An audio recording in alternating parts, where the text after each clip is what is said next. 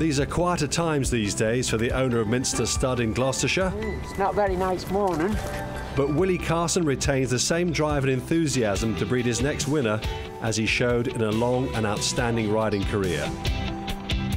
In the saddle, Willie was a force of nature who traded champion jockey titles with the likes of Piggott, Edery and Corfin. Willie, it's great to see you. How you been doing, and how's the breeding industry going for you? Well, the breeding's been going quite well.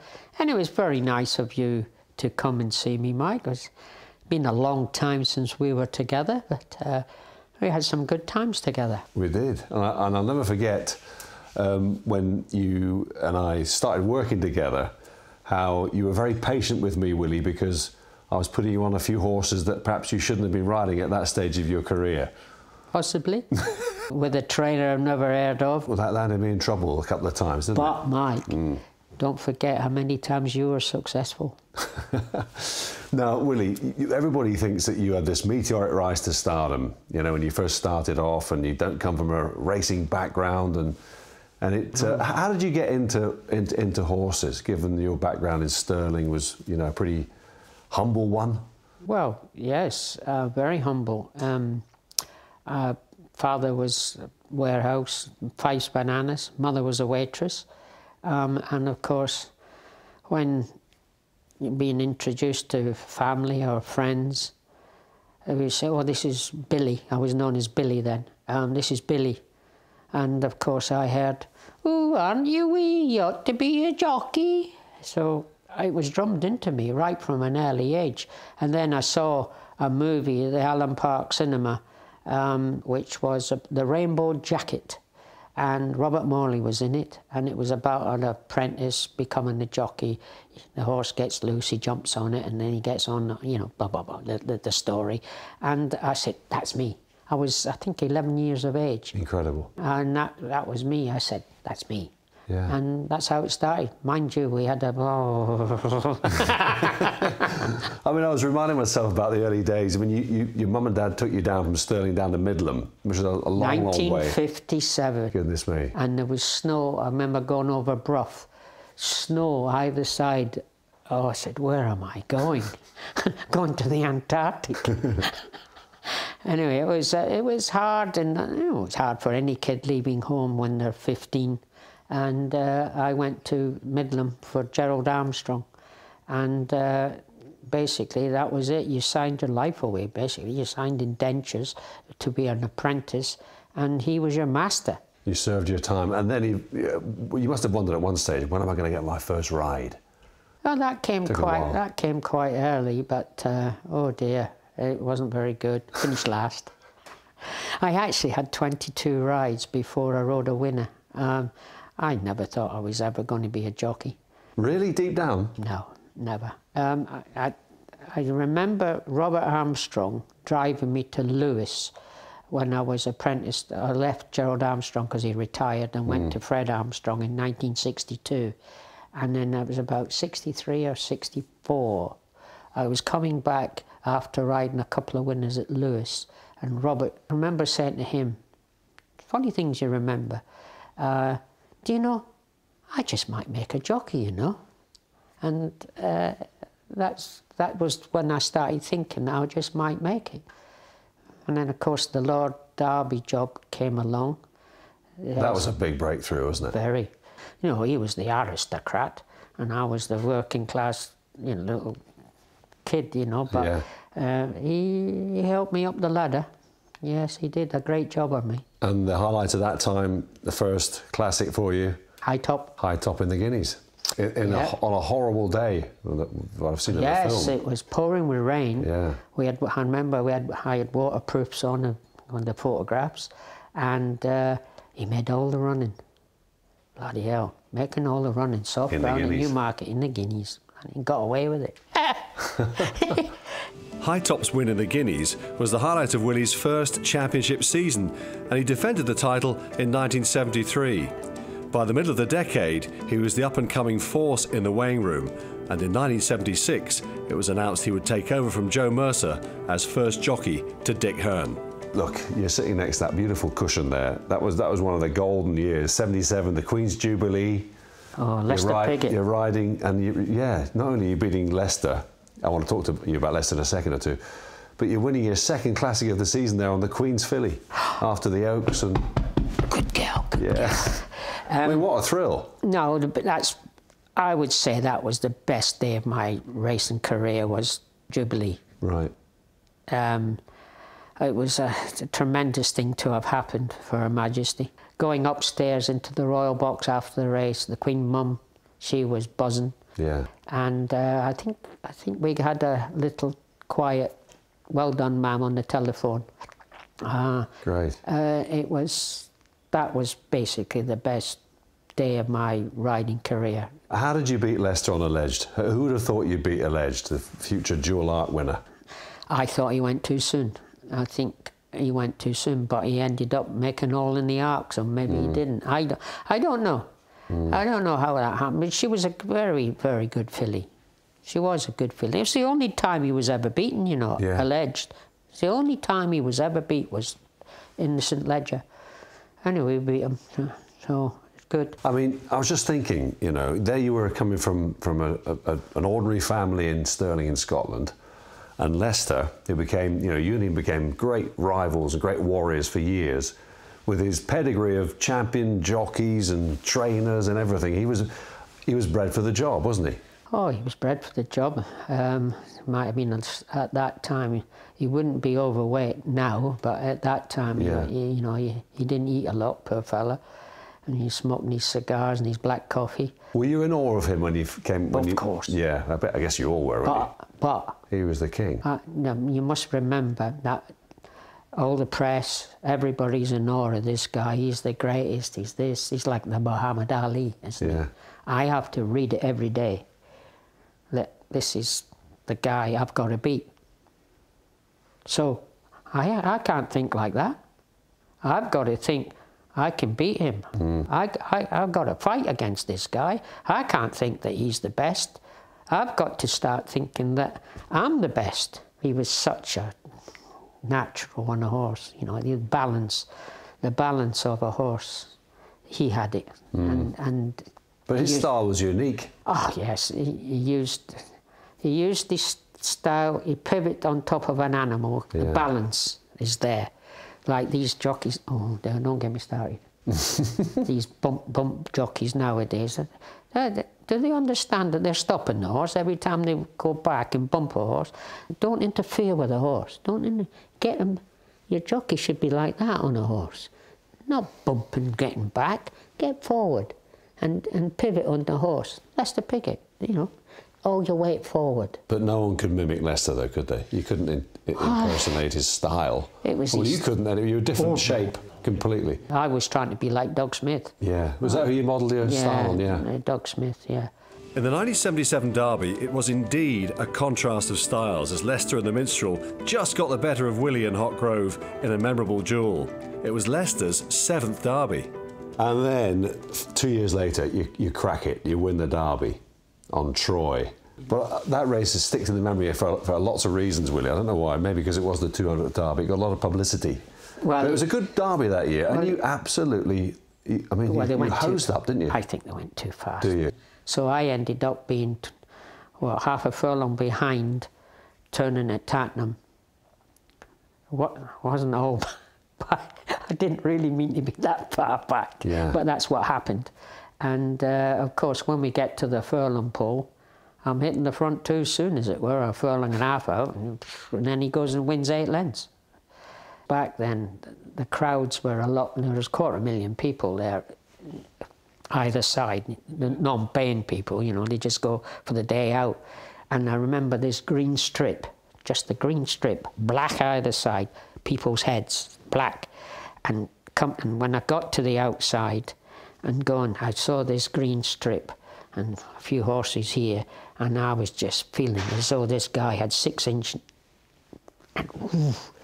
And every time he put his foot down on the ground, he gripped it. Yeah. Oh, it was a great feeling going past everybody. Yeah. But I would imagine he was quickening, yes, but they were slowing up. Yeah.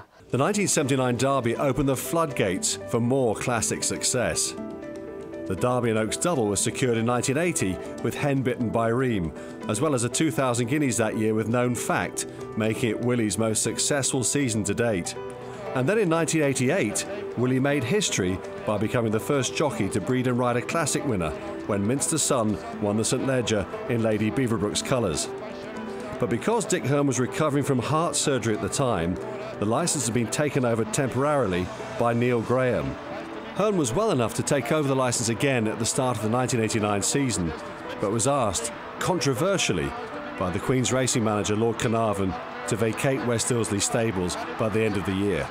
Minster Sun and her breeder, Willie Carson, coming up towards the line. Minster Sun wins the St Leger. I was going to give up because I thought that was a bit of a struggle, and Dick moving, he might stop training, and I was getting myself ready to retire. And I remember we were with Nashwan at Newbury, giving him a gallop at Newbury Racecourse. And I said to Angus Gold, who was Sheikh Hamdan's manager. Still is, of course. Yes, still is. Yeah. And he was a great supporter. Hamdan was a great supporter of Dick. And I said, we've had a lot of success, Angus.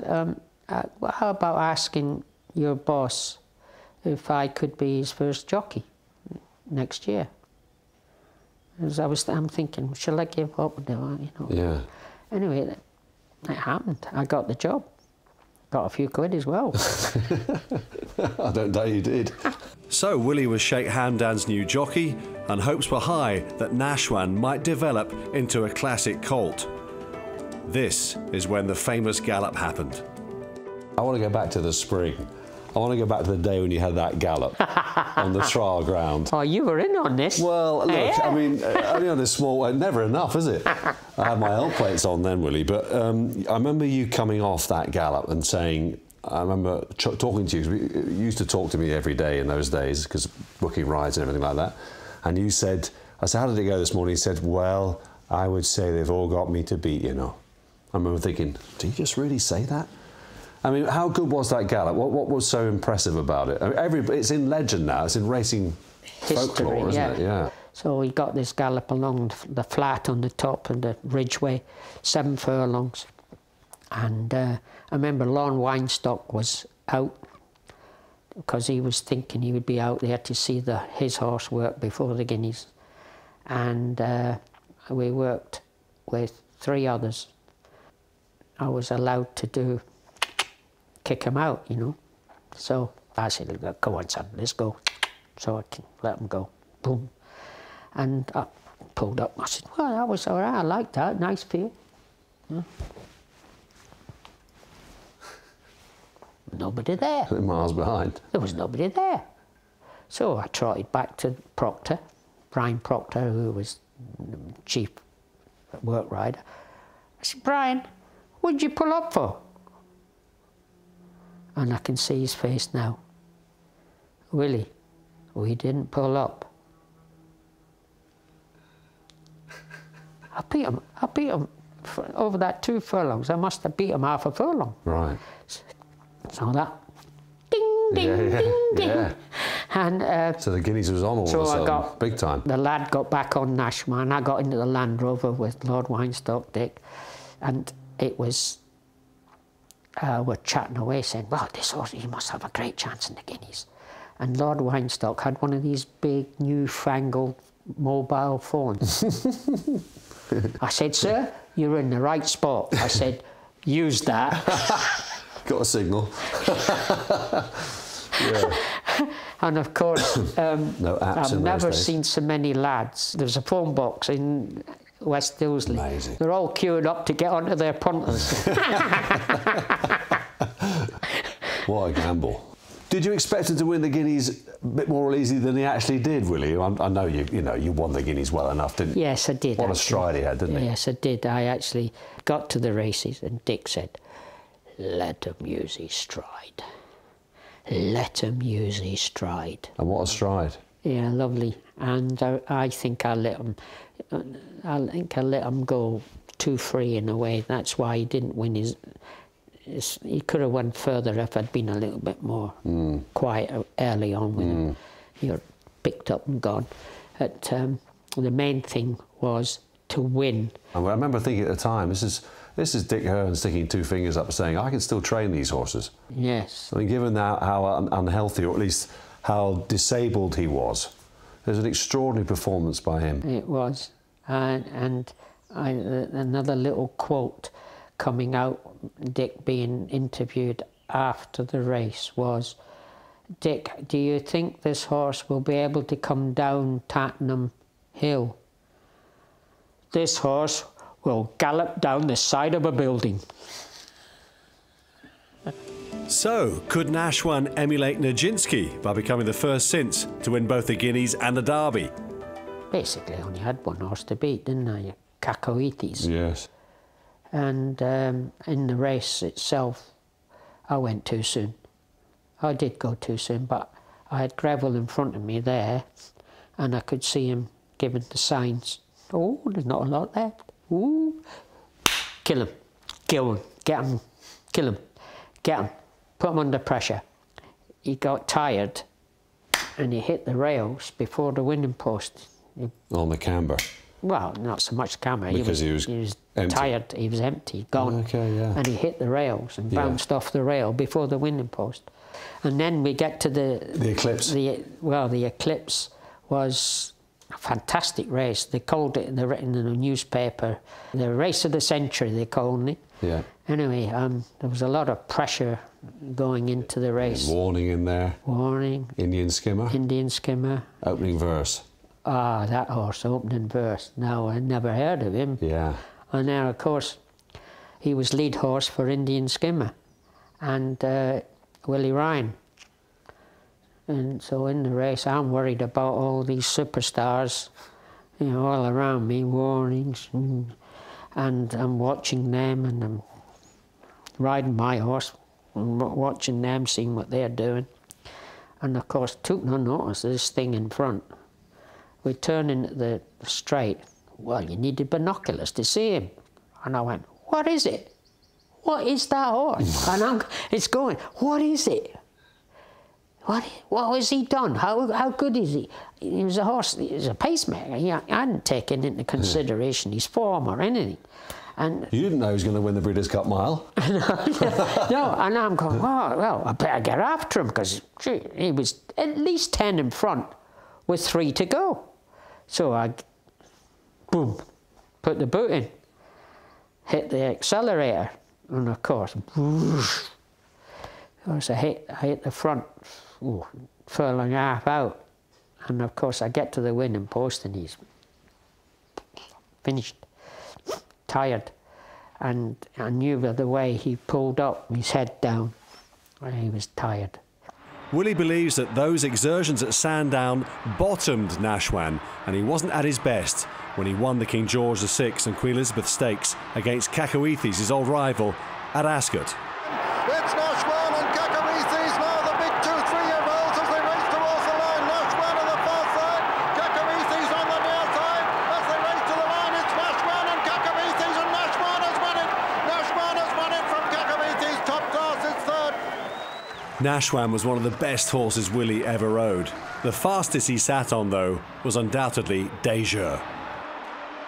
Can you imagine, half an hour before and half an hour later, that wouldn't have happened, with the sun hitting those turrets on Belmont. What a day that was, eh? The furlong to go. Deja just nosing ahead from Safely Kept. They're 6 to 8 clear of the third, and Deja has it. Deja has the measure of Safely Kept as they come inside the final furlong. I'm just waiting, just before full bore, you know, 6 furlong. You don't want to go too soon. And I just decided to, right, now's the time. And I gave him a backhander. Go on. And up in the air I go. And I actually pulled up thinking it was my fault, that I'd done something to make him jump, because I must have gone for him quick to give him a flick to go, not realising it was the shadows. And of course he came down and then jumped again, and we got beat. Well, what do you say? I'm sitting on the best horse and got beat in a £1 million race. You know, you're thinking, is that a sackable offence? Deja's near miss in New York was a rare setback in 1990 for Willie. There were loads of big race successes that summer, many of them on Salsabil, who won the Oaks and the Irish Derby up against the Colts. She was trained by John Dunlop, who enjoyed many a big day with Willie. One of those was still to come in the Epsom Derby of 1994. Willie, your last derby, got to mention your last derby, because this was Erhab in '94. 4 derbies. Happy with that? Looking back, 4 derbies, happy? Yeah, it's not 9, is it? You'd say that, wouldn't you, Lester? But I did think there was a great ride, Erhab, because there were some people saying that, because at that stage now, you're in your 50s and 53, veteran stage. 54, yeah.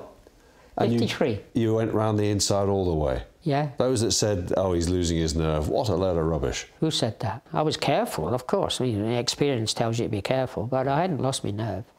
Yeah, I regard Erhab as one of the best Group 1 rides I ever gave a horse. Unbelievable. I couldn't talk after the race because I'd been screaming at the jockeys in front of me, let me go, let me go.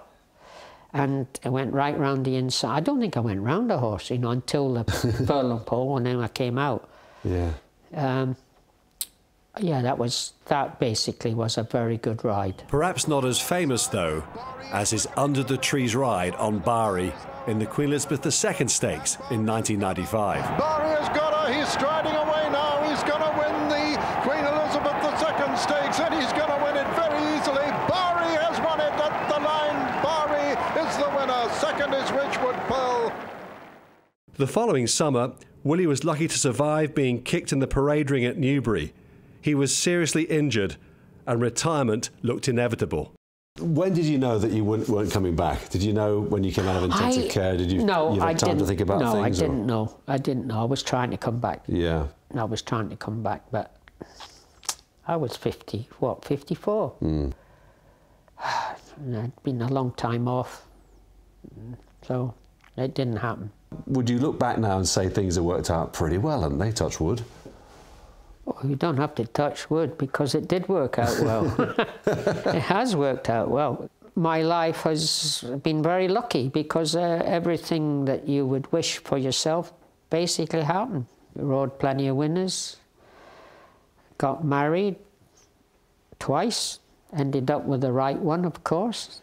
Oh, I've had 36 broken bones in my riding career, so we didn't get away scot-free, but I'm still working, still breathing oxygen, and still enjoying life. It is extraordinary to think that it was only Willie's size that determined his path into horse racing. But what an impression he made. 5 titles, 17 British Classics, and universal recognition as one of the all-time greats.